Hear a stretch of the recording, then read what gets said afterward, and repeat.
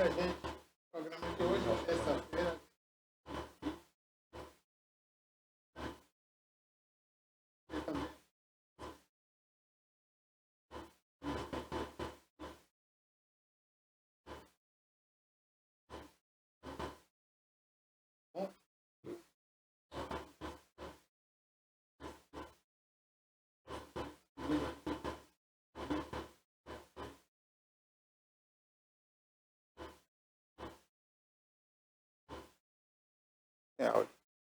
Ok, gente, estamos no ar agora? Então vamos lá, né?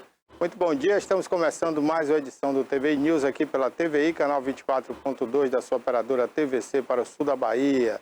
Muito obrigado a você que nos assiste também pelas redes sociais, e do YouTube, o canal TVI Oficial. Muito obrigado pelo carinho da sua audiência. O nosso aplicativo TVI Play, né? .com.br, repetindo, tviplay.com.br, está em reformulação, né? E esse stream vai voltar aí com tudo, novos conteúdos, inclusive com conteúdos exclusivos, né? Você só vai ver no stream, tá bom? Então vem novidades por aí agora em março, hein? Em março também você vai conferir aqui na TVI um reality show regional. Reality show é o chamado Desafio de Casais, programa especial, né? Vai casar aí aquele casal que melhor se sair dentro desse reality. Então vale a pena você acompanhar. Em breve faremos o lançamento aqui do reality show Desafio de Casais. A TVI que também está preparando, né, em parceria aí com o BRDE e a Ancine, vários conteúdos na Bahia, né? Estamos preparando aí com algumas produtoras também nessa parceria. Em Salvador, Itaparica, na região do Sertão da Bahia, vários conteúdos e você vai conferir aqui, exclusivo na TVI, este ano de 2025. Tem muita novidade por aí, afinal de contas a TVI está completando 20 anos, 20 anos, né? Comemoramos o aniversário dia 17 de janeiro e esta data será comemorada aí todo ano, ficou só restrita ao 17 de janeiro. A gente vai aí até o final do ano com muita comemoração, virão aí conteúdos inéditos para vocês, como eu disse, documentários, séries, filmes, e a gente vai ter aí a exclusividade de alguns conteúdos só do stream da TVI. Bom, vale a pena você esperar um pouquinho para conferir essas novidades. Tem muita coisa boa por aí. Hoje é terça-feira também, é dia do quadro Bem Viver aqui no programa. Daqui a pouquinho a Priscila Cel vai estar aqui com mais um convidado especial de hoje, trazendo dicas importantes para a nossa saúde, para a nossa qualidade de vida. Para que mantenhamos uma boa saúde, é preciso mantermos uma boa qualidade de vida. Então, esse programa trata disso. Então, fica aí atento, que a Priscila Cel vai trazer daqui a pouquinho esse conteúdo para a gente, tá bom? Priscila Cel, que é uma especialista também na RPF, né? A RPF, e ela também, né, é a dona de um projeto maravilhoso, que é o Slim 8, né? Então, ela breve vai falar desse tema de novo aqui no programa também, tá certo? E daqui a pouquinho ela vai trazer um profissional da saúde aqui, um médico, uma médica, né? Ou algum profissional da saúde falando aí sobre essa questão da qualidade de vida para a gente. Como manter uma boa qualidade de vida, como se cuidar, como cuidar do corpo, né, que é a nossa casa, e a gente precisa cuidar bem da nossa saúde, tá bom? Então já, às 10h30, a Priscila Cel estará aqui com a gente. Olha, eu queria começar o programa, né, falando aí sobre algumas críticas que estão ocorrendo aí, né, com relação a tapa-buracos na cidade. Muitas pessoas ligam para cá durante a nossa programação, solicitando, né, que a gente faça esse apelo aqui à Prefeitura, à Secretaria de Infraestrutura, para tapar os buracos na cidade, né? Esses últimos dias tem chovido em alguns momentos e essa chuvinha só piora essa situação. Agora, sinceramente, eu tenho visto aí, né, as ruas com novos asfaltos, né, principalmente algumas avenidas, né? Passo aí o transporte coletivo, a maioria do transporte público. Eu tenho visto um asfalto de melhor qualidade. Agora, tem outras vias que já estão aí buracadas. Vias que foram asfaltadas nessa gestão, né, passada, agora recente. Mesmo prefeito. Um exemplo, a Avenida Roberto Santos, do bairro do Conceição, que liga ali o São Caetano, né, Pedro Jerônimo, Fonseca, aquela região, ao bairro da Conceição, e, por consequência, liga ali a Ponte Nova Calixto Miller. Ali tem um trecho já asfaltado, né, que é ao lado ali do Itabuna Clube, e o restante do trajeto ali, né, da Roberto Santos até a Félix Mendonça, realmente tem muitos buracos já ali na pista. Outra coisa que eu queria chamar a atenção aqui é da Secretaria de Trânsito de Itabuna, hein? Precisa ordenar melhor esse trânsito nosso aqui, está muito bagunçado. Essa avenida mesmo, Roberto Santos, antes de terminar ali na Félix Mendonça, né, além dos buracos, as pessoas estacionam os carros ali de um lado e do outro, e fica difícil passar. Quando vem um ônibus ali e um carro qualquer, fica difícil, porque às vezes o ônibus não respeita aquele lado ali que está cheio de carro estacionado e ele vai pela contramão. E aí, às vezes, o carro que vem no sentido contrário tem que dar ré até encontrar um beco ali para esperar o ônibus passar. Então, eu preciso que o CETRAN trabalhe, né? CETRAN, né? Secretaria de Trânsito e Transporte de Itabuna trabalhe, mostre trabalho. Vá lá, fiscaliza. Outra coisa, tem uma escola ali, logo na saída da rua, né? Roberto Santos, ali, andando ali com a Félix Mendonça, tem uma escola ali e os pais entram na contramão para deixar o filho. Está correndo risco ele e as pessoas que trafegam ali. Então, muitas reclamações nesse sentido, ali próximo ao semáforo. Os carros entram na contramão no horário de pico ali, 7 da manhã, meio-dia, é um tumulto danado. Aí eu pergunto, cadê a CETRAN? Cadê? É só para arrecadar, só para multar? Tem que ir lá, tem que orientar, né? Tem que conversar com os donos dessa escola, para que evite, né? Converse com os pais, para evitar entrar na contramão ali. Estão sujeitos a um acidente, né? Um acidente grave. Então, vale a pena avisar para depois não falar que ninguém avisou.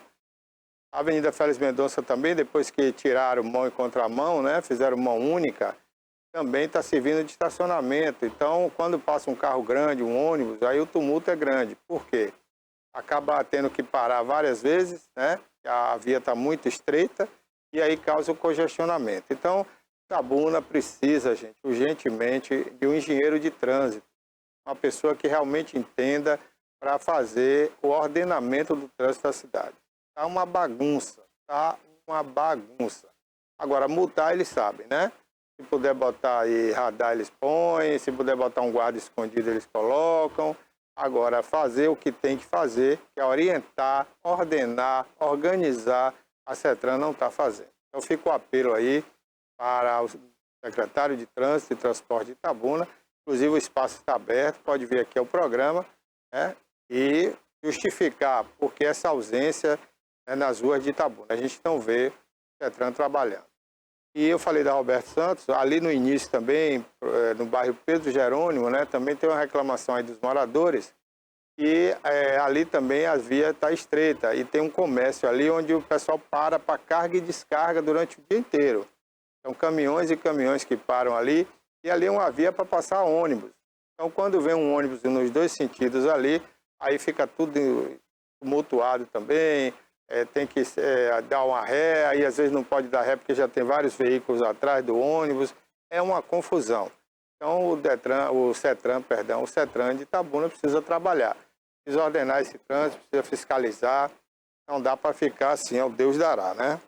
E, voltando ao assunto do tapa-buracos, ali também naquela região tem muitos buracos mesmo. Precisa ser urgentemente recapeado aquele ali. Ah, mas está chovendo, né? Asfalto não combina com chuva, mas não chove o dia todo, né?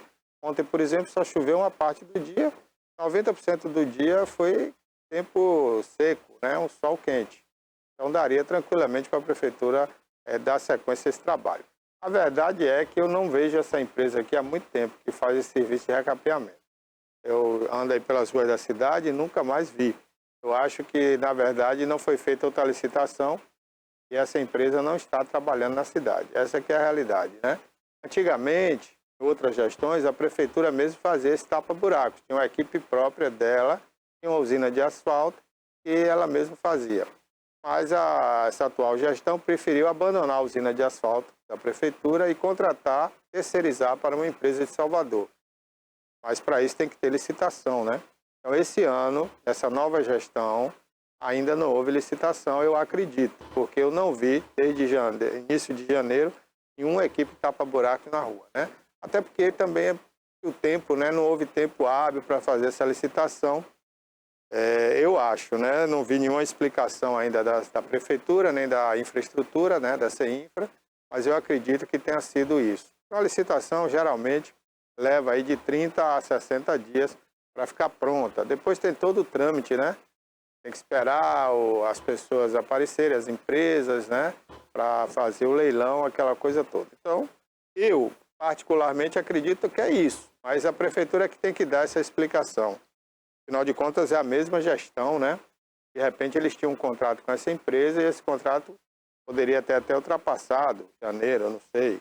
Então, quem tem que dar essa satisfação à população de Itabuna é a prefeitura, né?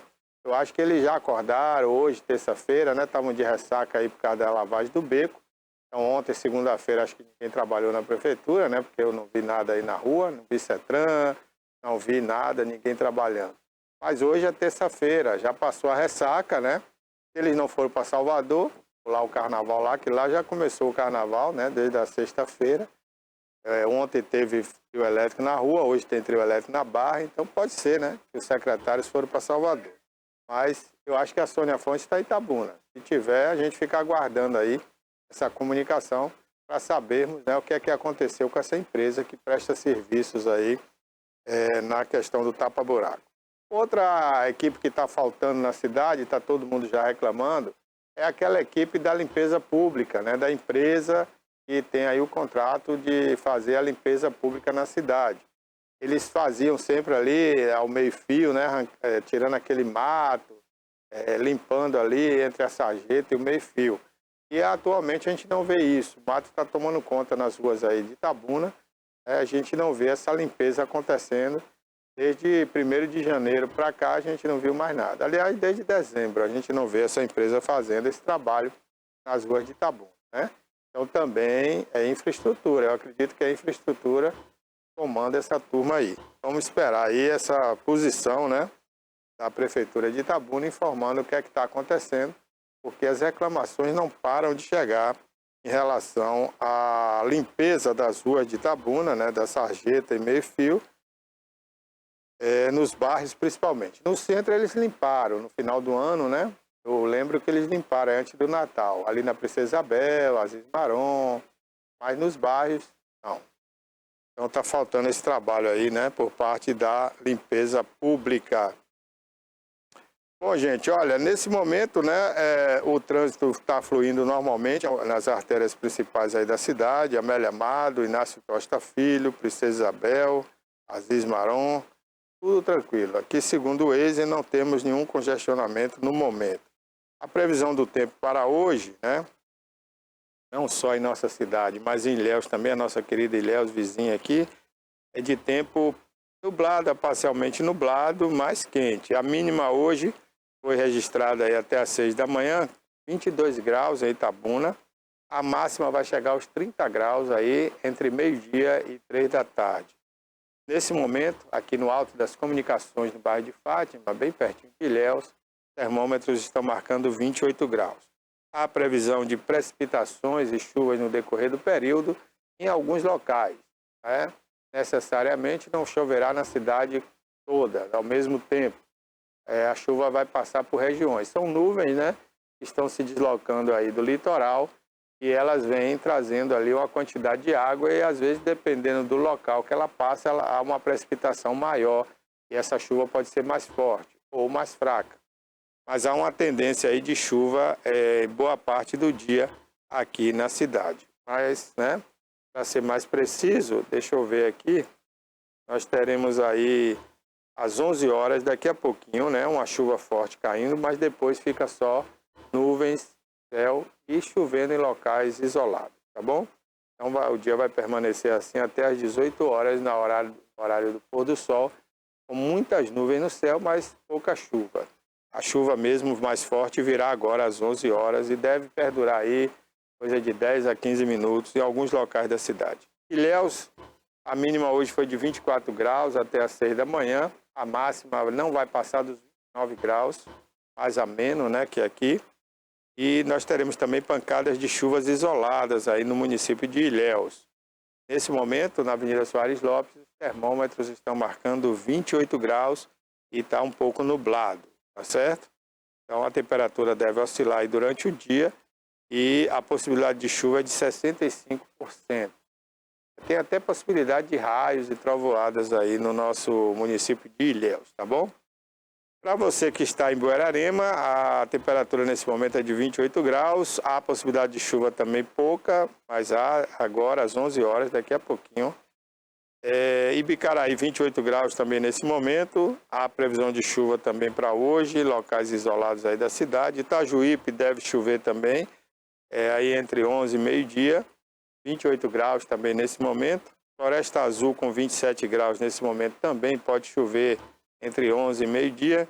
Itacaré, 27 graus, pode chover também, né? E a chuva lá já cairá em outro horário, né? Será mais para o final do dia e à noite. Já é Porto Seguro, 29 graus nesse momento. Não há possibilidade de chuva, embora o dia fique parcialmente nublado a nublado. Canavieiras com 28 graus, há possibilidade de chuva também no decorrer do período, mas para a noite, né? Durante o dia o sol vai aparecer forte com períodos de muita nebulosidade, tá bom? Essa é a previsão do tempo para hoje em algumas das principais cidades aqui do nosso sul da Bahia. Como eu disse há pouco aqui, en passant, né? Ontem nós tivemos aí mais um dia de carnaval em Salvador.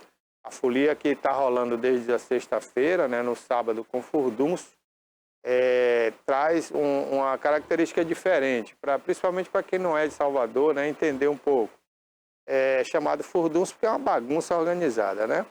E é um movimento que acontecia sempre um período antes do carnaval, como um pré-carnaval.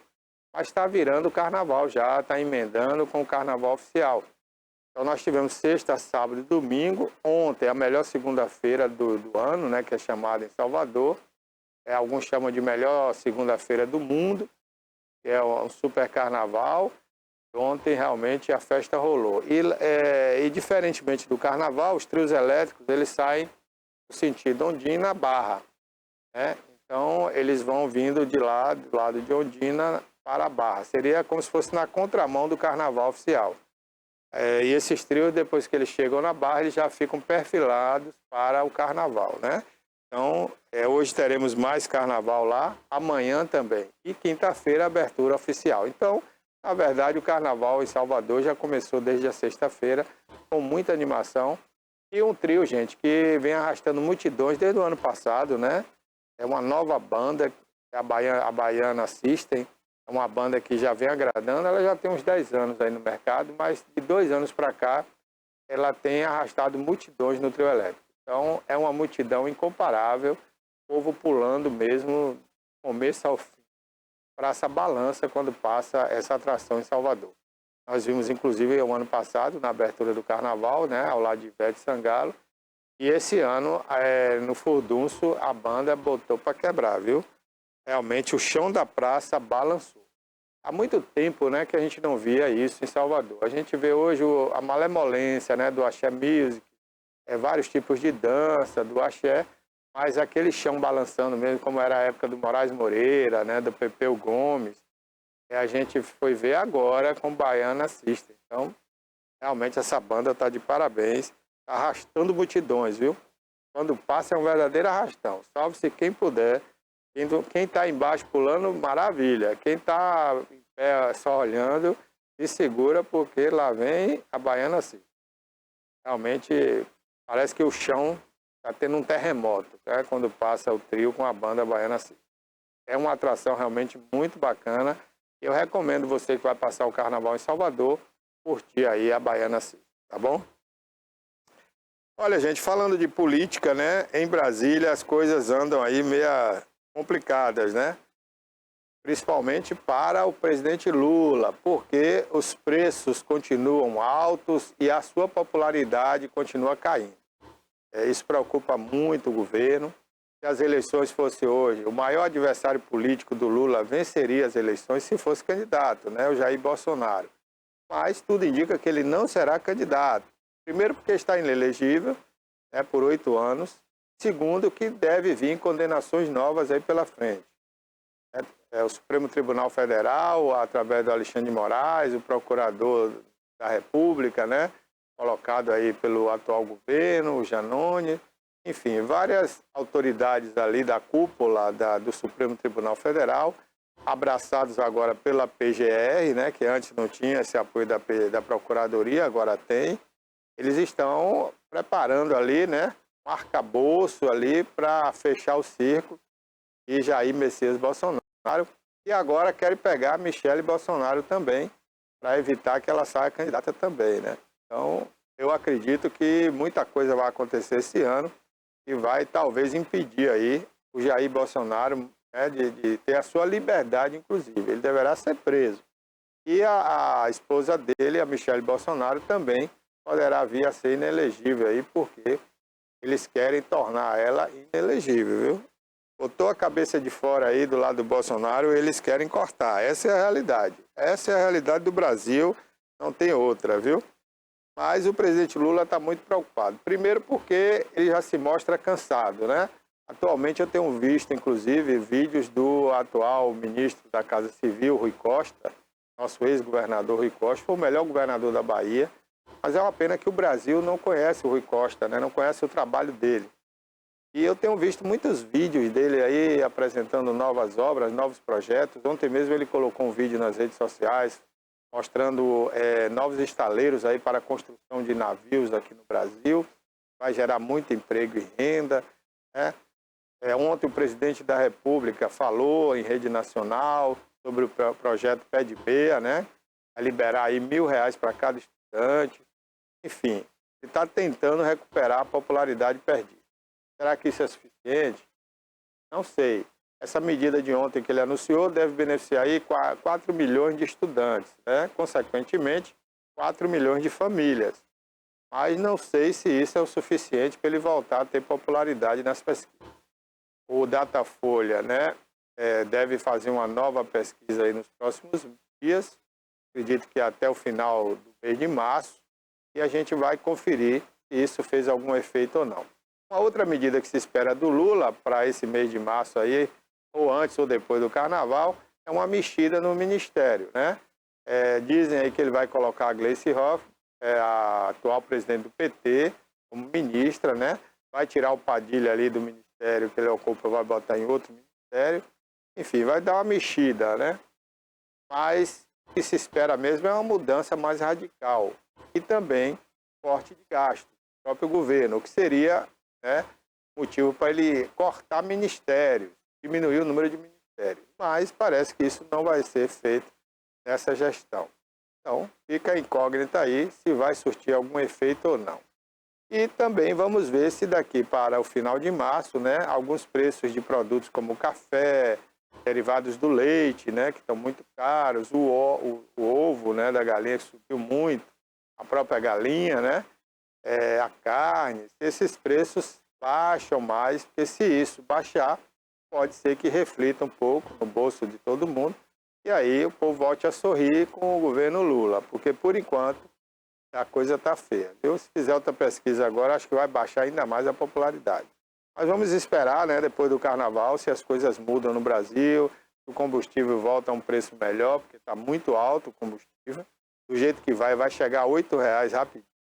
Então a gente tem que, né, torcer para que isso não aconteça. Cada vez que o combustível sobe, sobe tudo. Porque o Brasil é movido pelo combustível. Não tem jeito. Nós não temos aqui linhas férreas para fazer o transporte dos alimentos no Brasil. Então tudo é feito por caminhões. Hoje o óleo diesel está caríssimo. Antigamente tinha um subsídio do governo, o óleo diesel era mais barato. Mas agora acabou isso, né? Porque todo mundo tem carro a diesel e não é justo o governo financiar o combustível para carro de passeio, né? Então não dá para dar subsídio mais ao diesel. E aí os alimentos se tornam mais caros na mesa de todo mundo também devido a isso. O frete é mais caro e o imposto está mais caro. Recentemente nós tivemos aí aumento de imposto sobre o combustível na Bahia, em outros estados do Brasil. Então isso torna o combustível ainda mais pesado. O combustível sendo mais caro, vai impactando no transporte e, consequentemente, né, nos alimentos, porque tudo é transportado por caminhões nesse país. A gente não pode esquecer disso. Então está aí mais uma situação para o governo responder. O Lula recentemente queria, juntamente com a Petrobras, né, colocar aí a Petrobras no time da OPEP. Olha, gente, isso é a pior coisa que podia acontecer, é o pior cenário para o petróleo do Brasil. Porque o Brasil não é cliente da OPEP. O Brasil produz e tem capacidade de produzir muito combustível para ser, inclusive, independente, não precisar trazer nenhum petróleo de fora. Nós temos que ter mais refinarias no Brasil, para que não compre petróleo lá fora. Mas se você faz parte do clube do OPEP, né, que é o maior órgão de petróleo do mundo, controlado pelos árabes, eles é que vão ditar a regra. É ele que vai dizer quanto vai ser o preço do barril de petróleo, por consequentemente da gasolina do Brasil, do diesel do Brasil. Então, se o Brasil realmente se manter dentro da OPEP, é o pior cenário para o preço dos combustíveis no Brasil. Vamos torcer que eles acordem, né, para essa situação e não entrem nesse clube do Bolinha lá da Arábia Saudita, né, dos petroleiros, dos pesados. Bom, agora, gente, vamos falar de saúde, vamos cuidar do corpo, né? Temos que cuidar do nosso corpo, temos que ter qualidade de vida. Vamos convidar a Priscila Cel, ela que é profissional também da área de saúde, né? E vai trazer para a gente mais um entrevistado especial de hoje no quadro Bem Viver.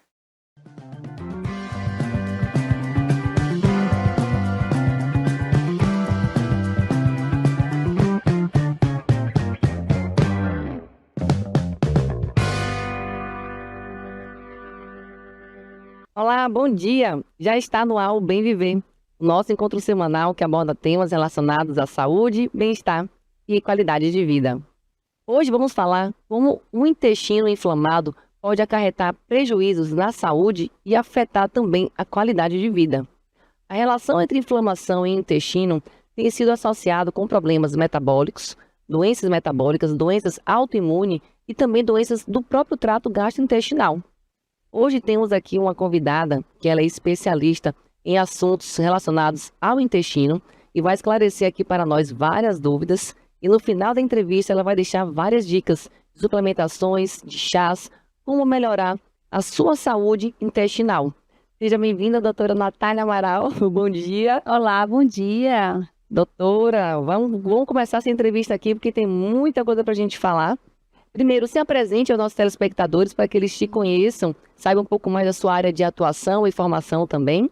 Eu sou Natália, nutricionista, me formei em Salvador há 15 anos. Desde então, eu atuo no consultório com emagrecimento e sou especialista também em saúde intestinal. Faço consultas presenciais, online também, que eu venho melhorando aí a qualidade de vida de muitas pessoas. Doutora Natália, ela é especialista em emagrecimento e na parte intestinal, então por isso que surgiu esse convite. Nós temos ouvido muito falar, está muito em alta essa questão de problemas, desconfortos abdominais, problemas intestinais. Então, assim, hoje o assunto vai ser voltado sobre isso. E a primeira pergunta, doutora, que eu gostaria de fazer é o que pode levar uma pessoa a ter problemas intestinais? Bem, um fator dominante do problema intestinal é a má alimentação. Então, alimentos ultraprocessados, essa rotina alimentar das pessoas de hoje em dia, né, com correria muitas vezes, estão consumindo muito industrializados, alimentos processados, o excesso do consumo de lácteos, como leites, derivados, queijo, glúten também, o excesso do consumo de pães, biscoitos, a própria farinha branca, ela traz aí um prejuízo para a saúde intestinal. E também a falta de fibras, né? A falta da fruta, o baixo consumo de água. Então, isso vem acarretando problemas intestinais que vai gerar consequências graves e prejuízos à saúde. Sabe, doutora, uma dúvida que eu tenho. Você falou muito agora da parte de farinha e de leite, né? E derivados. Isso. Antigamente existia o consumo desses alimentos e não era tão comum esses problemas intestinais. Qual a sua opinião em relação ao teor dessa farinha, desse leite de hoje? Tem algo que mudou? Tem alguma mudança? Porque é exacerbado. Chega a ser assim, todo mundo agora tem intolerância, todo mundo, né, sempre tem alguma coisa, algum desconforto. Qual a sua opinião sobre isso? Bem, Vou começar pelas informações, né? Hoje as pessoas estão tendo mais informações e conhecendo mais o seu corpo, então estão conseguindo fazer esse diagnóstico, né? Com excesso de gás, estufamento, a constipação, ou a obstipação ou diarreia. Segundo, que a qualidade do trigo mudou. E terceiro, que a saúde intestinal das pessoas mudaram. Então, antigamente, né? Lá que tinham nossos avós, que foram criados na fazenda, comia só produtos in natura. Então, a microbiota intestinal era uma microbiota saudável, porque eles tinham qualidade alimentar. E aquele intestino daquelas pessoas antigas estavam preparadas para digerir esses alimentos que hoje eles causam inflamação. Hoje, o que mudou foi a qualidade do intestino.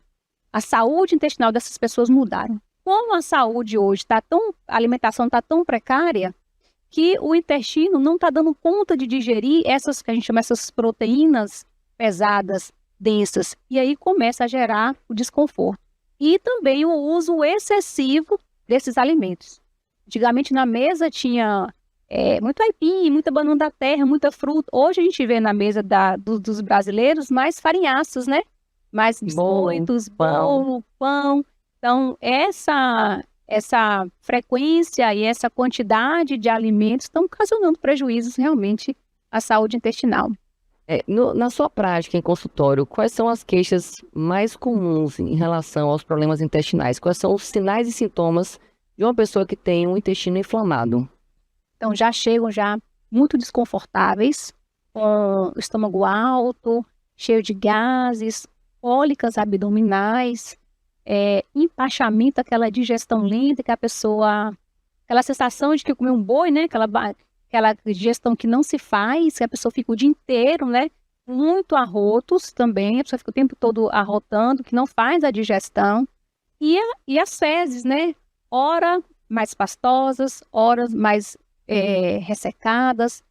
Hoje, é esse contexto de digestão, de estômago e de intestino que as pessoas estão se incomodando bastante. E quais seriam as características de um intestino regular? O que o regular deve ter? Para que a pessoa ela consiga identificar em casa se ela está em relação ao aspecto de textura, de cor, de frequência de evacuações. Para ela saber se ela está dentro do padrão de normalidade ou se ela está com o intestino desregulado, né? Podemos dizer. Realmente, assim, se o seu intestino está saudável através das suas fezes, sim, né? Sim. Digamos assim. Então, foi feito, né? Foi criado uma escala de Bristol. É uma escala que vai de 1 a 7, falando sobre as características dessas fezes. Quando é que é saudável e quando que não é saudável. A gente vai começar pela escala 1 e 2, que são aquelas fezes mais endurecidas, ressecadas. Hoje, que a pessoa demora de ir no banheiro, que força para ir no banheiro. Então, essa escala é de um intestino ruim, né, que está ali constipado, com trânsito lento, e já o cocô, que a gente chama as fezes, né, em escala 3 e 4, são as melhores, vão melhorando as fezes. Eu falo muito da característica tipo banana, que são as fezes saudáveis, que é aquele tipo banana, hidratada, de coloração marrom, que sai com fluidez, que não suja o bumbum, por exemplo.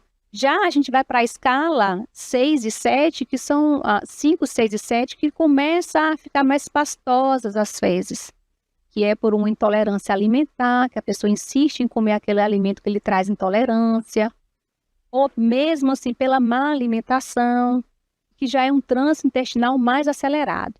Então, as fezes ideais, que requer um intestino saudável, é aquele tipo banana. Então, nem muito endurecida e nem mole demais, porque isso pode estar relacionado a alguma condição que no seu intestino, né? Que não está saudável. Não está saudável. Não está saudável. Entendi. E em relação à frequência de evacuações, é normal ir todos os dias? A pessoa deve ir todos os dias ao banheiro? Ou existe um padrão aceitável? Cada um tem que respeitar o seu intervalo de tempo? Explica um pouco mais isso pra gente, por favor, doutora. As pessoas ficam muito presas a isso, né? Meu intestino só é saudável se eu for todos os dias. Não. Depende muito da alimentação daquela pessoa. Então, se uma pessoa que come bastante fibras, que são frutas, vegetais, ela pode ir até 3 vezes ao dia. Então, cocô tipo banana, com as fezes tipo banana. Ou 3 vezes na semana. Então, né, de forma fluida, com essas características tipo banana.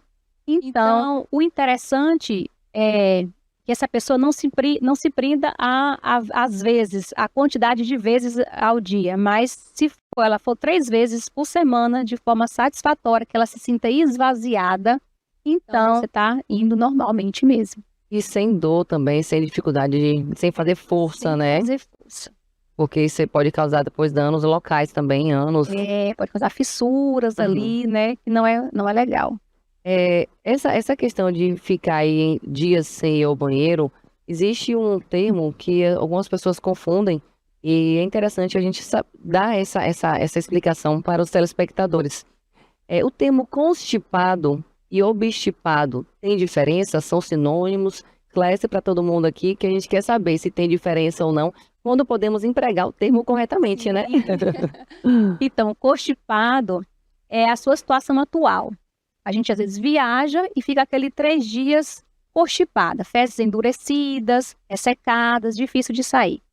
Agora, quando a pessoa está obstipada, é porque quando isso se torna crônico, né? Anos, meses, quando a pessoa já tem essa doença pré-estabelecida, que é já uma situação crônica. Seria um diagnóstico? Poderia ser um diagnóstico de obstipação, essa pessoa ter o intestino preso? A prisão de ventre seria obstipação? A prisão de ventre seria obstipação. A pessoa ela está ali naquele contexto de muitos anos ali, sempre ressecada, sempre com dificuldade no banheiro, as fezes sempre endurecidas. Então, quando ela diz no seu consultório, eu sempre fui travada, sempre fui ruim de ir ao banheiro, ela é considerada uma pessoa obstipada. A constipação é algo mais momentâneo, assim, de um período mais isolado, né? Ou, tipo, uma viagem que fez, ou então um alimento que que deixa mais endurecidas as fezes. Isso, que prende mais as fezes. Eu tenho até uma dúvida, você falou muito em relação à alimentação de fibras. A pessoa que consome muitas fibras, é verdade que ela tem que consumir água também, senão vira o inverso, a pessoa acaba tendo as fezes endurecidas por conta do excesso de fibras, doutora? Fala um pouquinho sobre isso.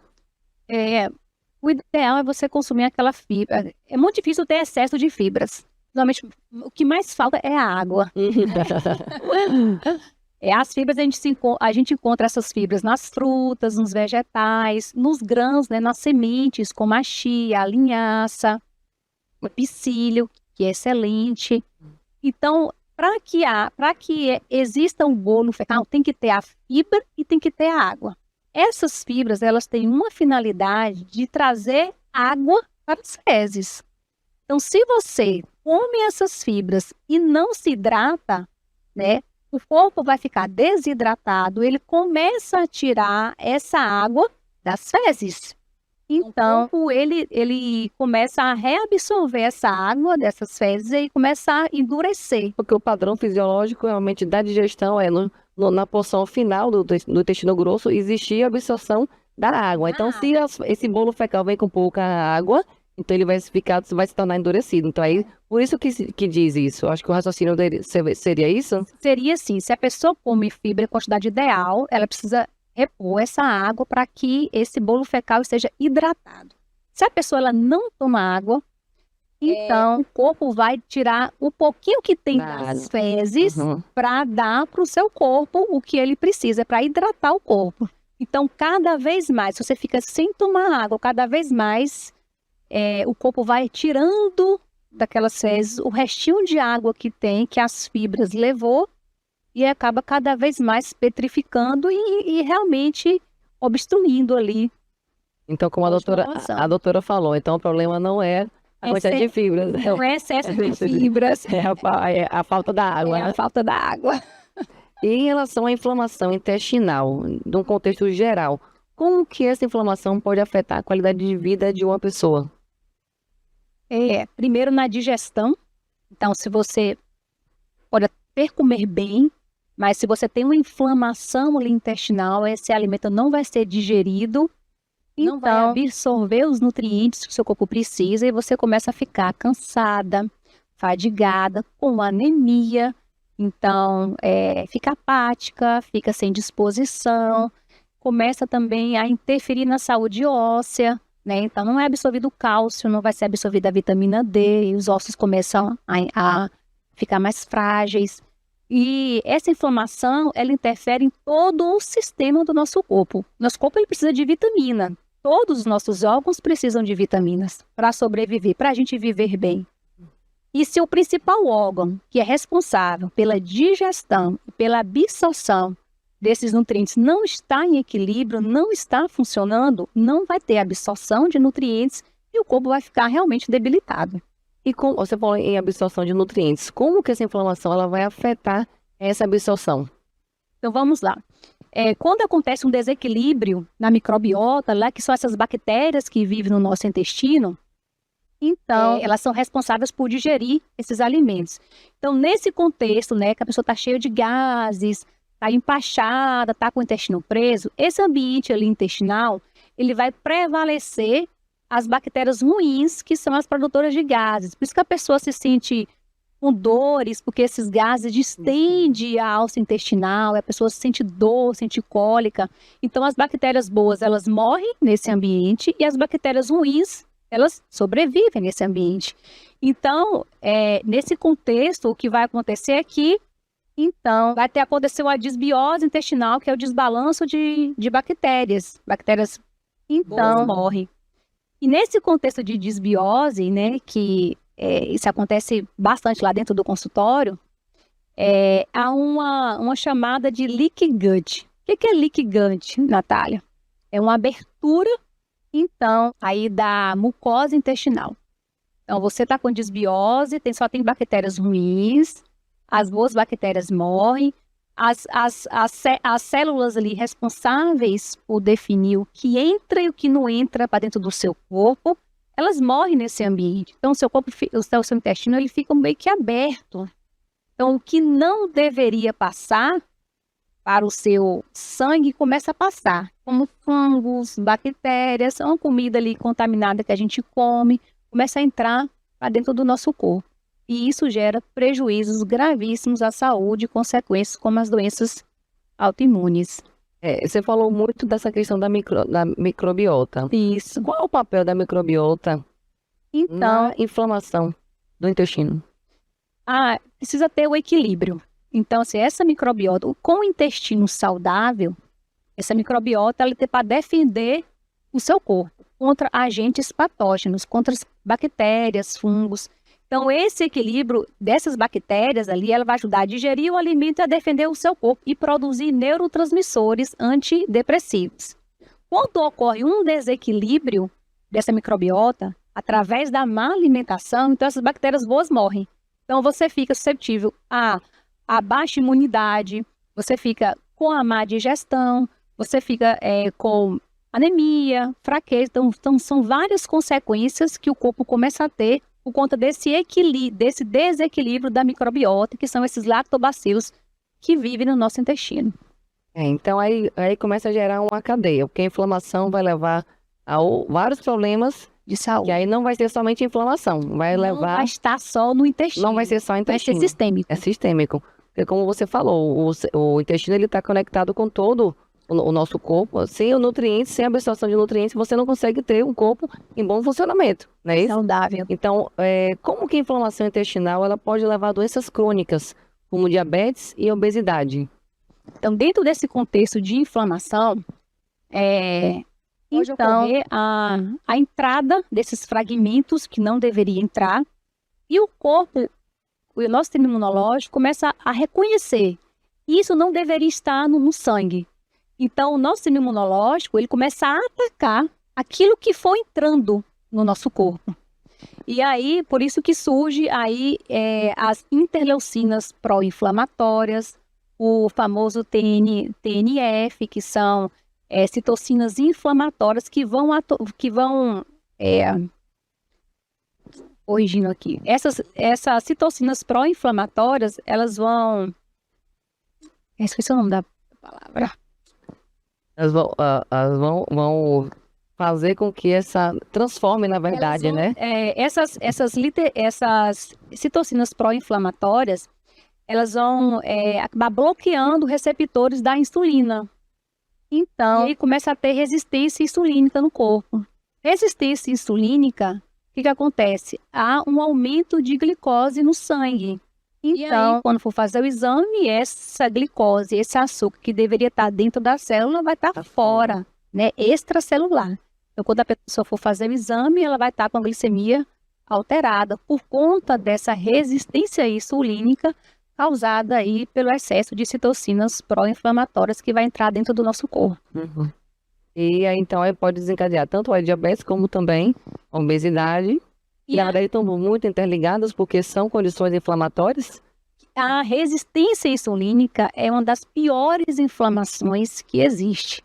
Então, ela impede o emagrecimento, ela bloqueia a queima de gordura também. Então, as pessoas que buscam emagrecimento precisam avaliar a saúde intestinal, especialmente se ela tem resistência ou não insulínica. Por isso que a gente diz que tem pessoas que falam assim, mas eu tô me cuidando, eu tô indo pra academia, melhorando a alimentação, mas às vezes já tem algo crônico nela que precisa ser tratado. Já é algo metabólico. E por mais que ela fique horas em uma esteira fazendo dietas super restritivas, ela fala, eu não emagreço.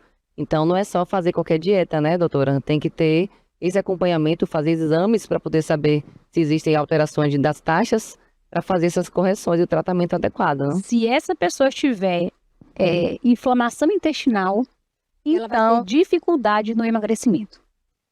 Então a doutora aqui que vai, ó, vai fazer aqui, ó, os pedidos de exame aqui para poder ver como é que estão as taxas, porque é isso. Então, às vezes a pessoa está ali achando que está correndo não sei quantos quilômetros, fazendo esteira, dietas, e quando vê, depois ela, mas eu tento. Aí vai ver que tem alguma causa metabólica envolvida. Com certeza. Que isso aí precisa ser investigada para ter o direcionamento correto, o tratamento correto, né, doutora? E até mesmo fazer intervenções junto com outros profissionais para que haja realmente a correção ou estabilização dessa situação. Essas taxas.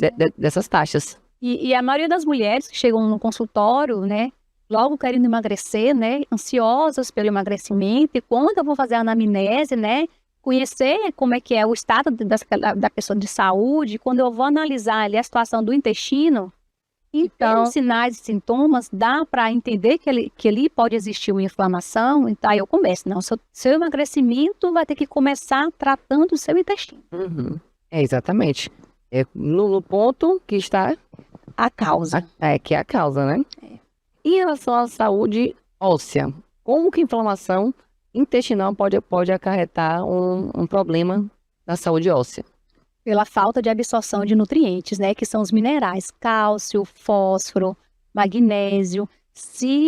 Isso acontece muito em idoso, né, que tem assim o intestino mais desgastado, com menor absorção, mais constipado. Então, ele tem aí um osso mais frágil, ou qualquer outra pessoa que está com o intestino inflamado, que tem todas aquelas causas e sintomas que a gente falou logo no início, não vai absorver nutrientes e vai ter um osso mais enfraquecido. Vocês percebam quantos prejuízos em áreas diferentes do corpo aqui ela já está falando. Eu vou entrar em outra agora aqui, que já é na parte mental, que é a inflamação intestinal e a ansiedade. Então, ela já falou de absorção de nutrientes, né, para a questão óssea, para a questão do próprio nutriente, para evitar anemias, né, ou até mesmo a questão metabólica também. Então, afeta de uma forma geral o corpo. E voltando aqui para a inflamação intestinal, ela é direcionada para a ansiedade. Como que a inflamação intestinal vai afetar a ansiedade? Afeta muito, porque o nosso intestino, ele é responsável por produzir neurotransmissores antidepressivos, anti-estresse, dopamina, serotonina, existe o GABA, triptofano. Então, eles são precursores da serotonina, que é o neurotransmissor da felicidade, da alegria, do bem-estar. E quando esse intestino está naquela situação de inflamação, com morte de bactérias boas, com mais bactérias ruins, isso não vai acontecer. Então, 98% desses neurotransmissores é produzido no intestino e apenas 2% do nosso cérebro. Então, o nosso humor depende, a nossa concentração depende da saúde do nosso intestino. Intestino inflamado não vai ter GABA, não vai ter triptofano e não vai ter produção de neurotransmissores anti-estresse. Então, a pessoa com intestino inflamado, ela tem mais oscilação de humor, ela é mais intolerante, ela é mais irritada, ela é mais melancólica, ela é mais triste e ainda assim tem dificuldade de foco e concentração por causa do GABA. Então, aí no caso, não só a ansiedade, como você falou, mas também já afeta o humor e pode talvez gerar também um quadro de depressão, doutora? Sim, com certeza, porque esses neurotransmissores não estão sendo produzidos. Então, Às vezes pode estar no intestino e a no pessoa... intestino. E tem mais uma causa, né? Que o intestino pode também ocasionar a depressão. Se o seu intestino está ruim, ele não vai absorver vitaminas do complexo B. Que, de acordo com a literatura, está associada diretamente à depressão. Então, seu intestino não vai absorver as vitaminas do complexo B, não vai produzir neurotransmissores e aí tem um quadro depressivo. Eu já atendi várias pessoas que entram com quadros, né, de comportamentos mais melancólicos, mais depressivos, achando que poderia estar com alguma depressão e no meio do tratamento ela, Natália, voltei a ser quem eu era antes. Nossa, afeta o corpo como um todo. Ainda tem agora a parte do sono. Agora vamos saber um pouco da parte do sono. Mas o intestino afeta a mesma coisa. Cuide dele. Cuide dele. É a sua joia preciosa. Nossa, não, eu fiquei encantada aqui com o roteiro da entrevista, porque às vezes a pessoa ela não tem conhecimento da importância que é um intestino saudável. Então, vai buscando outras causas, outras associações, e na verdade, como ela falou, a pessoa está com problema de depressão, de ansiedade, e a causa está no intestino. E agora aqui falando sobre o sono, então afeta também o sono, talvez por esses receptores também que você falou. Fala um pouco mais também, doutora, sobre isso. Afeta o sono. Essa ausência desses neurotransmissores gera o quê? Ansiedade, irritabilidade, então seu corpo fica sempre em alerta. Você fica mais estressada. Aí bloqueia também os receptores da melatonina. E esses neurotransmissores que eu citei anteriormente, que é a dopamina, a serotonina, eles se transformam em melatonina, porque à medida que o dia vai ficando à noite, esses neurotransmissores vão se transformando em melatonina, que é o hormônio do sono. Então, se você não tem essa produção de serotonina e nem de dopamina, não vai ter melatonina. E aí vai ter dificuldade realmente em dormir. Associado a esse estresse que a pessoa já se sente mais impaciente, irritada, e aí já aumenta o cortisol, aí vira um ciclo, que eu chamo um ciclo realmente de fracasso, né? Porque a pessoa não vai dormir bem, ela vai acordar mal, cansada. E além desses neurotransmissores que você mencionou, doutora, tem a questão também da baixa absorção de magnésio também, que é uma das vitaminas que causam relaxamento. Então, nós vamos entrar agora na parte de suplementações. Então, a doutora, ela prescreve, passa os exames, solicita os exames e para conhecer as taxas desse paciente, não é isso? Isso. Então, assim, um dos queridinhos também tem sido a suplementação de magnésio, por conta dessa questão muscular, da questão de relaxamento que tem, né? Então, vou deixar para que ela explique, porque ela é especialista. Eu só estou perguntando aqui, mas porque eu consumo magnésio e realmente é fantástico. Eu vi a diferença no meu sono. Enfim, é um suplemento que ela vai dizer aqui um pouco mais, mas fala um pouco sobre essas suplementações que podem reduzir a inflamação intestinal. Até começar a falar pelo próprio magnésio mesmo. Tem o magnésio citrato, que é o específico para quem tem constipação, que ajuda no relaxamento ali dos músculos, vai ajudar aí a você evacuar. O magnésio de malato, que é para relaxamento muscular, que vai te proporcionar um sono de qualidade. Existe o magnésio glicina, que é o bisglicinato, o magnésio treonato, que é para memória, que é para ansiedade, que é para estresse, que é para insônia. Eu costumo utilizar o trio de magnésio, né? Eu não uso o citrato porque eu não tenho problema intestinal, mas eu uso de malato, o biglicinato, o glicina e o treonato, que é para ter uma boa qualidade de sono. E os outros suplementos, que é para inflamação intestinal, a curcumina está aqui no topo, é um alimento natural, anti-inflamatório. Eu não estou falando da cúrcuma, que a gente tem em casa. A cúrcuma, né, que a gente rala Se você for consumir para um tratamento terapêutico, o interessante é você usar curcumina, que é o princípio ativo da cúrcuma. Então, é a curcumina que é o fitoterápico que vai trazer esse fator anti-inflamatório. Então, em farmácia de manipulação ou em farmácia em cápsulas naturais você deve achar. O ômega 3, que é outro suplemento maravilhoso anti-inflamatório. A astaxantina, ele é novo, assim como o ácido lipoico, são 2 suplementos novos que foi falado no último congresso que eu fui agora em outubro, que são anti-inflamatórios naturais. E não podendo faltar a vitamina D, né, que ela é um fator maravilhoso anti-inflamatório para o intestino. E não podemos deixar de falar dos pré e dos probióticos, né? Que as pessoas se confundem muito, né? Pré-probiótico e pré-biótico. Então, são suplementos que eu uso para o tratamento intestinal também. Os pré-bióticos, que são essas fibras que a gente encontra em casa, produtos naturais, que são as frutas. Não pode deixar.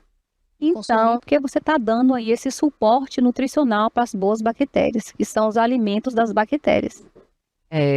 A importância de fazer uma consulta com um especialista, vocês observaram que a doutora falou aqui de pelo menos 3 tipos de magnésio, e se a pessoa vai de forma aleatória, eu quero tomar magnésio aqui porque eu quero dormir melhor. Aí vai solta o intestino porque está usando magnésio. Exato. Então, assim, são coisas assim que é interessante a gente saber. Eu mesmo também não conhecia. O Bem Viver para mim tem sido assim uma experiência muito assim prazerosa e encantadora, porque e produtiva, porque eu tenho aprendido também bastante. A gente faz umas consultinhas aqui já, né? Já vai conhecendo, mas olha quanto de riqueza de detalhes, de informação que a doutora está trazendo para a gente aqui. Né? Assim como a curcumina também, né? Que as pessoas falam assim, eu consumo cúrcuma, e não está sabendo que ela está consumindo, não é a forma ativa. Então é importante fazer uma consulta para entender um pouco mais a sua necessidade e a prescrição correta de acordo com o que você tem de deficiência, não, doutora? Porque é importante ter esse conhecimento, e a doutora aqui está passando para nós aqui tudo de uma forma assim muito detalhada, e eu estou amando aqui, porque eu estou aprendendo também. Falando sobre a parte intestinal, de doenças inflamatórias específicas como Crohn, a colite ulcerativa, fala um pouco mais sobre essas doenças, doutora. São doenças inflamatórias que requerem um diagnóstico através de exames, né? Exames de imagem, exames de sangue, e através da anamnese, né? Doença de Crohn é uma doença inflamatória, ali definida, que ela causa fatores mais complicações, assim, como traz cólica, traz empachamento. Então, todas elas são sintomas parecidos. O que vai diferenciar realmente, na maioria das vezes, são exames laboratoriais. Doença de Crohn é uma doença ali inflamatória estabelecida que pode sair sangue nas fezes, cólicas fortes, né? Então, já é uma inflamação ali crônica. A síndrome do intestino irritável, ela está ligada diretamente às nossas emoções, ao estresse.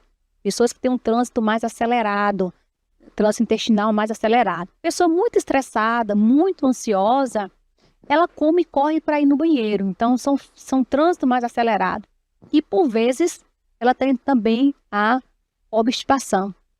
Ela fica um tempo, né, presa ali, com o intestino preso, hora solta, hora o intestino preso. Isso está vinculado ao comportamento, ao estresse e à ansiedade. E tem a doença celíaca, né, que é uma doença que já é uma alergia ao glúten, que isso traz danos aí à saúde, né, ao sistema imunológico, e que essa pessoa ela tem que evitar realmente o glúten, porque isso causa urticária, também pode causar sangue nas fezes, prejuízos, perca de peso muito rápida, se a pessoa insiste em comer aquele alimento, e tem a intolerância à lactose, então, que é muito comum. Doutora, qual seria o papel da inflamação intestinal em doenças autoimunes, como artrite reumatoide? Se a pessoa tem aquela inflamação estabelecida, ela vai ativar o fator da imunidade, porque, como eu falei anteriormente, começa a entrar fragmentos que não deveriam entrar para o sangue. Esses fragmentos, eles vão pela corrente sanguínea e podem se instalar em qualquer lugar do seu corpo. Então, e aí o corpo, ele começa a atacar onde esses fragmentos estão. Ou na tireoide, aí vem a tireoidite de Hashimoto, ou a artrite reumatoide nos ossos. Então, há um desequilíbrio e uma desordem no sistema imunológico dessa pessoa por conta dessa passagem de bactérias e fungos e citocinas pró-inflamatórias para dentro do sangue. E assim, além de ter o aparecimento dessas doenças, elas dificultam o tratamento. Pessoa que tem o intestino inflamado, ela vai ter mais dores, as medicações elas não vão ter uma eficiência naquele organismo, porque o intestino ele está sofrendo ali com aquela inflamação. Então, é um sofrimento que não é só o local, também é um sofrimento que a pessoa tem ali de tentar tratar um problema, e se ela não resolver a causa base, que é a inflamação intestinal, ela não tem como evoluir, progredir, né, nesse tratamento. Não tem. As dores não passam. Eu vou falar um relato breve aqui de inflamação, né, que a gente fala que a inflamação intestinal, ela atinge a inflamação do corpo inteiro. Tem pessoas que relatam que sentem dores pelo corpo ao serem abraçadas, tocadas, pelo grau de inflamação que está aquele intestino. Acorda com dores pelo corpo. E nesse caso, doutora, o tratamento, vamos entrar aqui, na verdade, assim, porque o tratamento ele vai ser direcionado de acordo com o problema que essa pessoa tem, mas assim, vamos entrar aqui em um ponto que as pessoas aí de casa também gostam muito de consumir, né, mas é importante que a gente saiba também ter a informação correta, né, do consumo, se é adequado, apropriado para a situação, que é o consumo dos chás.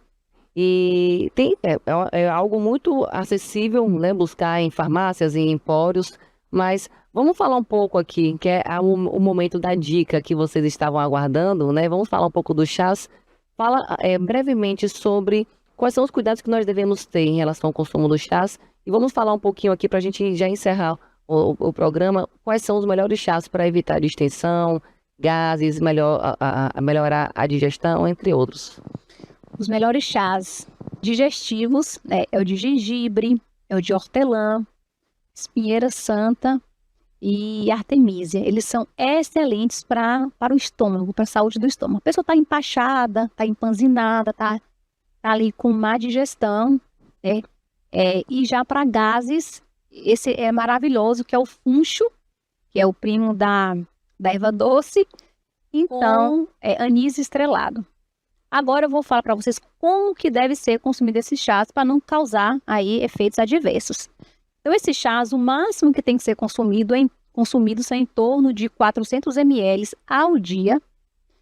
É feito em infusão, porque a gente está falando de ervas. O que é infusão? É você pegar aquela água, esquentar, desligar o fogo e colocar um punhadinho dessa erva e tampar.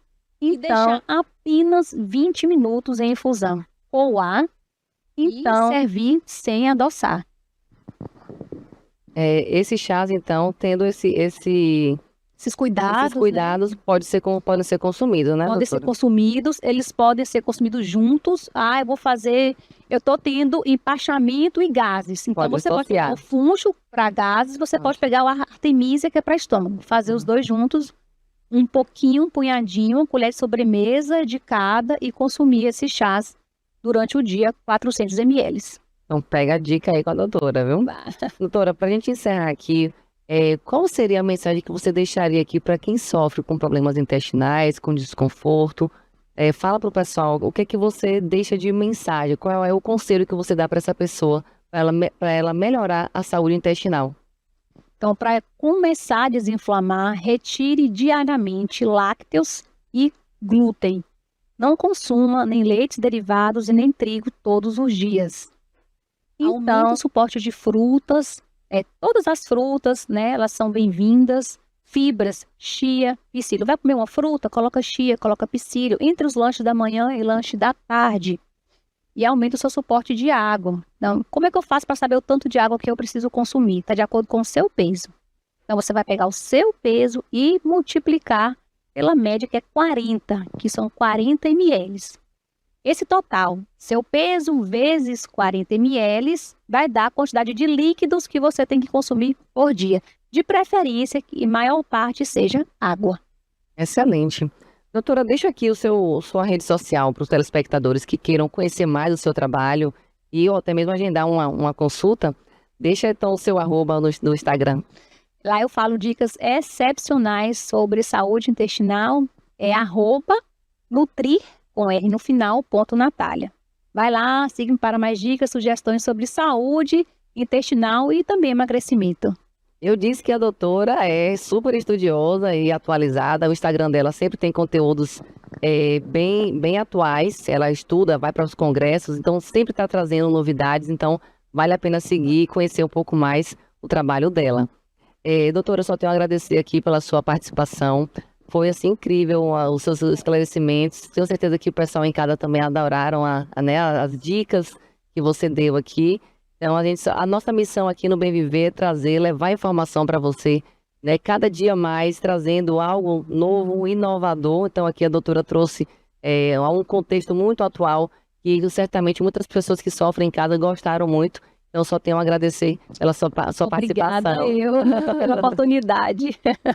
Gente, só lembrando que toda terça-feira, às 10h30, nós temos um encontro marcado aqui no Bem Viver, sempre com temas atuais, que sempre venham com o intuito de promover saúde e qualidade de vida para você. Então, na próxima semana, não se esqueça, já deixa anotado aí, toda terça-feira, às 10h30, nós temos um encontro marcado. Até a próxima semana. Obrigada.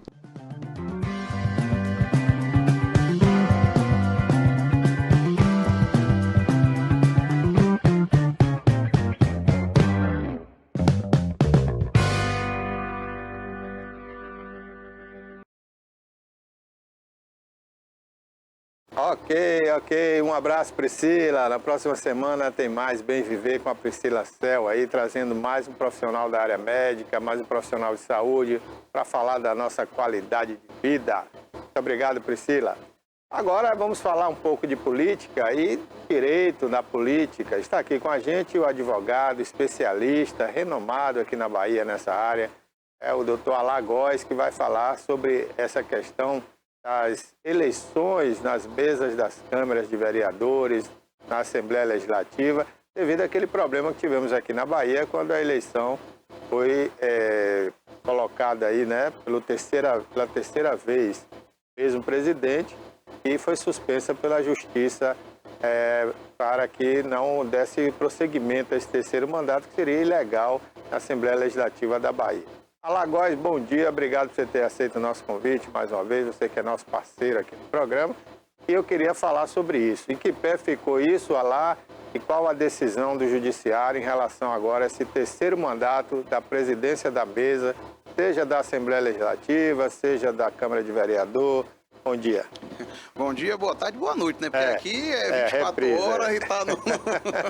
Pois é bom estar de volta. Passamos um tempo aí, né, afastado por conta justamente dessa questão de transição, eleição e tal, mas estamos aqui. E você já traz logo um assunto palpitante que é do momento, né? Vocês viram aí, o Adolfo Menezes teve, dos 63 votos da Assembleia Legislativa na eleição, ele teve 62. Um que não votou nele foi que entrou na Justiça, que é aquele Hilton, né, do PSOL, entrou na Justiça questionando justamente uma decisão recente do STF que proíbe mais de um mandato consecutivo para os membros presidentes, né, dos poderes legislativos. Porque o Supremo entende que se é possível apenas uma única reeleição para o chefe do poder executivo, por que para o chefe do poder legislativo deveria ser diferente? E com base nisso aí, né, teve uma decisão recente que foi publicada no dia 7 de janeiro, e vocês ouvintes guardem essa data aí, 7 de janeiro, onde o Supremo Tribunal Federal, numa decisão de repercussão geral, quer dizer, vale para todos, decidiu que a partir daquela data não poderia mais haver reeleições sucessivas para a chefia do Legislativo. Porque antes disso, Barbosa, poderia, tanto que o Marcelo Nilo aqui na Bahia chegou a ser 5 vezes consecutivamente reeleito, né, presidente da Assembleia Legislativa da Bahia. E foi com base nisso que o Adolfinho, né, o Adolfo Menezes, queria também essa reeleição. Só que a regra mudou. Mas aí é onde vem a confusão. A regra mudou apenas e tão somente para as assembleias legislativas. Não mudou para a questão das câmaras de vereadores. E por que isso aconteceu? Por conta daquela data que eu falei para vocês guardarem, 7 de janeiro. A decisão do Supremo Tribunal Federal foi publicada no dia 7 de janeiro. Então, só vale e só contém efeitos para aquilo que aconteceu após o dia 7 de janeiro. E as eleições de mesa de Câmara de Vereadores foram antes, acontecem sempre no dia 1º de janeiro, que é quando inicia a legislatura municipal. Aí você diz assim, oxê, e na Assembleia é diferente? A Assembleia, a legislatura estadual, sempre começa dia 1º de fevereiro. E aí, nessa diferença de datas aí, foi que a Adolfinho não deu sorte e acabou não tendo seu mandato, sua eleição impugnada pelo próprio Supremo Tribunal Federal. E hoje nós temos aí esse imbróglio que ainda demora. Acredito que após o Carnaval, que o pessoal está dizendo, não, durante essa semana no Brasil, você acredita que vai ter decisão de mais alguma coisa? Não vai. Aí depois do Carnaval, o Supremo deve referendar e dizer que ele foi afastado liminarmente. Mas eu acredito que vai referendar justamente a decisão liminar e, no mérito, vai condenar o Adolfo. E nós teremos uma nova eleição na Assembleia. Porque também, diferente do que acontece no Executivo, onde o vice assume em caráter definitivo, se tiver qualquer intercorrência com o prefeito, nos legislativos, não. E aí, tanto municipal, estadual como federal. Se acontecer alguma coisa aqui com Manuel Porfírio em Itabuna, Deus o livre guarde, o vice não vai assumir em caráter definitivo. Ele assume em determinada quantidade de sessões até que se realize uma nova eleição para o preenchimento da sua vaga. Diferente se acontecer também, Deus o livre guarde, alguma coisa com Augusto Castro aqui, Júnior Brandão, que é o vice, assume em caráter definitivo. É diferente. Voltando ao caso das câmaras de vereadores, mas não é, isso a gente tem que lembrar também, Barbosa, várias e sucessivas reeleições daqui para frente para a Câmara de Vereadores. Não, é uma única e tão somente reeleição. Por quê? Para se garantir o princípio da segurança jurídica. Porque quando o pessoal foi eleito ou reeleito para o cargo de presidente da Câmara, não existia norma válida que determinasse a quantidade de mandatos sucessivos que você poderia entrar. Então, pelo princípio da segurança jurídica, eu fui eleito com a possibilidade de ser reeleito. Então, eu tenho que estar com aquilo ali garantido.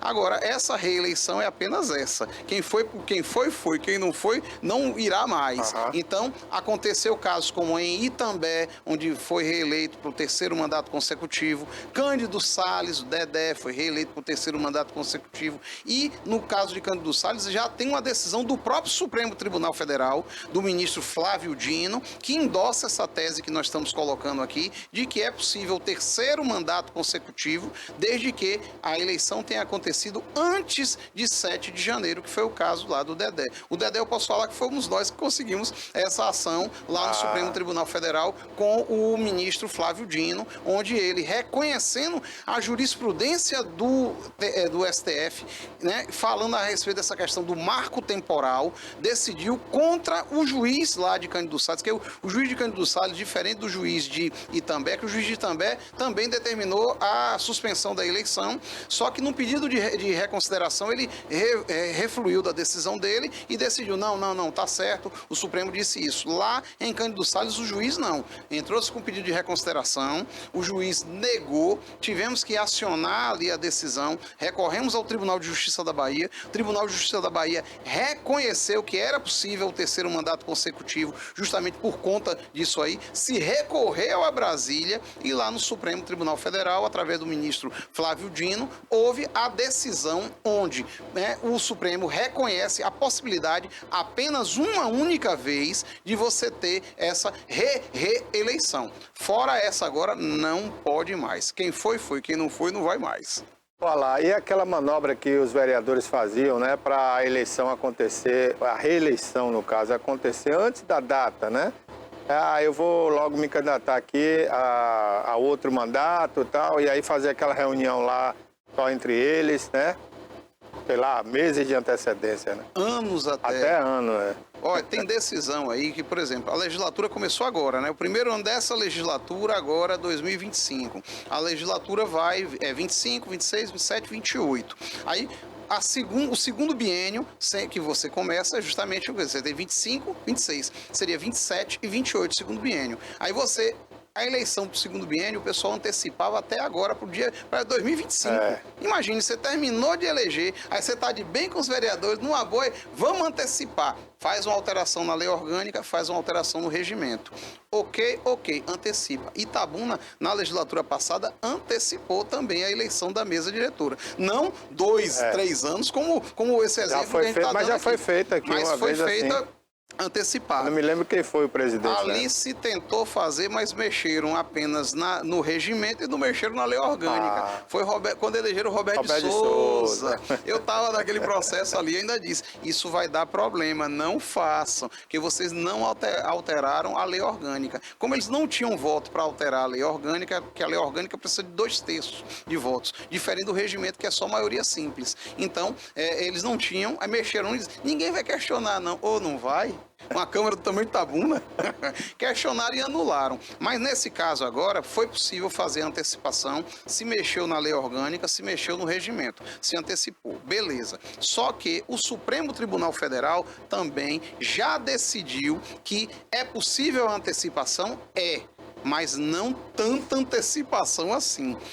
Até quando pode ser feita a antecipação? Até outubro do segundo biênio. Então, a eleição, a escolha do segundo biênio já agora 2026, não pode ser realizada antes de outubro. Se for realizada antes de outubro, nula será essa antecipação por conta justamente de ferir uma norma, né? Agora, não uma norma não, uma decisão do Supremo Tribunal Federal que tem repercussão geral. E aí o que é que se faz? Você pode colocar para depois, só que nós temos em outubro o quê? Eleições gerais, que vão acontecer aí onde você vai escolher presidente da República, deputado federal, governador. Então, eu acho muito pouco provável que se consiga antecipar as eleições para o início de outubro, porque vai estar todo mundo com a cabeça virada para as eleições gerais e não para a eleição de mesa de Câmara. E elas acontecendo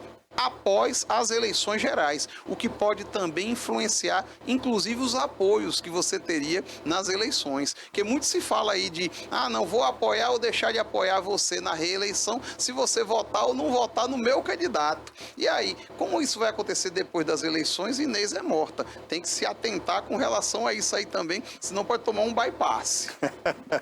Bom, gente, estamos conversando aqui com o doutor Alagoas, especialista no direito político, né? Inclusive, ele acabou de dizer que esse presidente da Câmara que conseguiu esse terceiro mandato foi através da empresa dele, né, de direito, que foi lá e defendeu, né? Foi lá em Brasília. Lá em Brasília, com Flávio Dino, e conseguiu. Então, ele é especialista nesse assunto, nesse tema.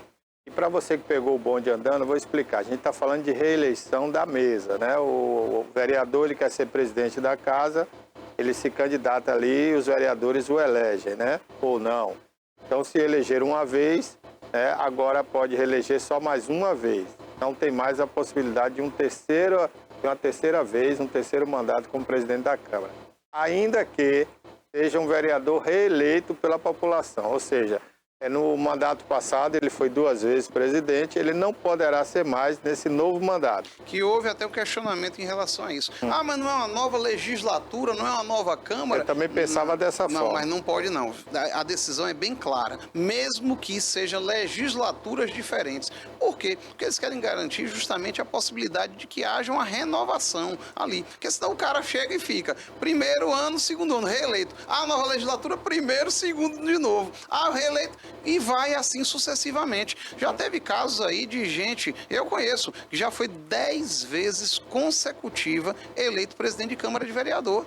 Então, você acaba com a alternância de poder com relação a isso aí e a manutenção do mesmo grupo político, o que não é consagrando os princípios democráticos do direito. O princípio da democracia é justamente o que? A alternância de poder. né? Agora é bom lembrando aqui até do nosso bate-papo aqui inicial, fora, né, de você ouvindo, que está mantida ainda as várias reeleições para vereador. Não é porque Ronaldão do Caetabuna, que tem 5 ali consecutivas, que ele não vai poder disputar a sexta. Vai. A questão é só para cargo de presidente da mesa diretora. Agora, uma pergunta que não quer calar aqui diante desse... né?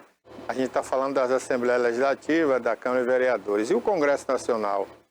Nós tivemos o Alcolumbre, por exemplo, no Senado, né? Ele foi presidente, se não me engano, dois mandatos.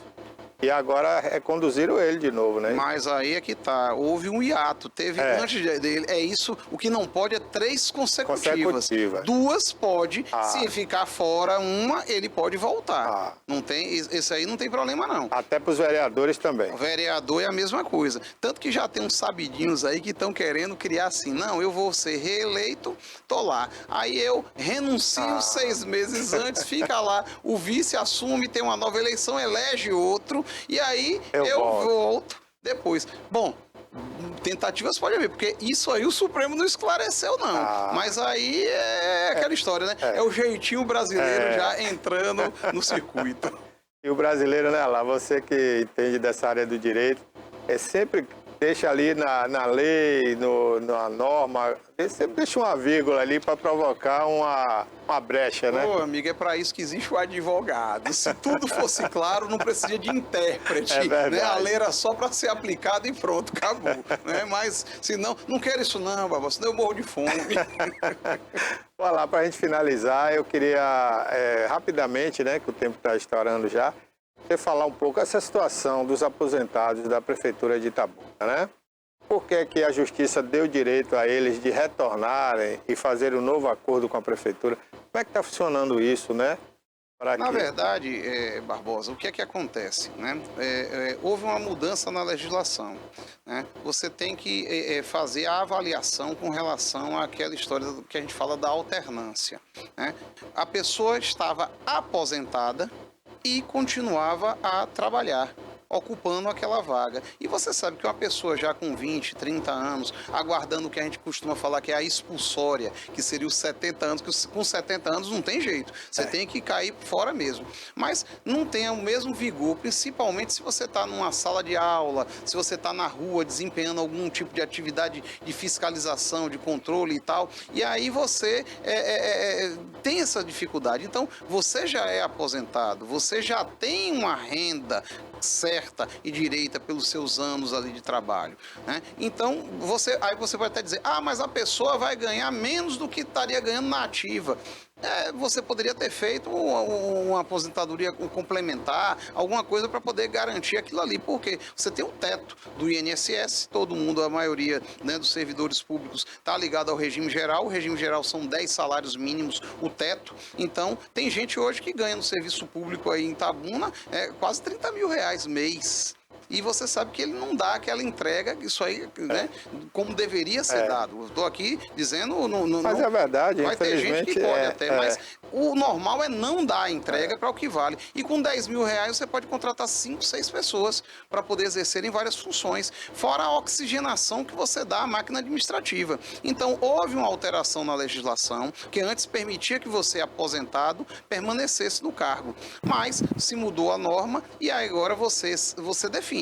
Ou você permanece na ativa ou você vai e se aposenta. Você não é obrigado a se aposentar. Mas se você escolheu se aposentar é porque você mesmo já entendeu que você não tem vigor necessário para poder continuar naquela atividade. E aí, se tinha ingressado com uma solicitação liminar, o Tribunal de Justiça, a princípio, deu essa liminar, porque realmente teria que dar tempo e prazo para que a pessoa... Você não pode botar para fora assim. Você tem que fazer todo o estudo, toda a possibilidade ali de se abrir um processo para você poder fazer com que a pessoa saia.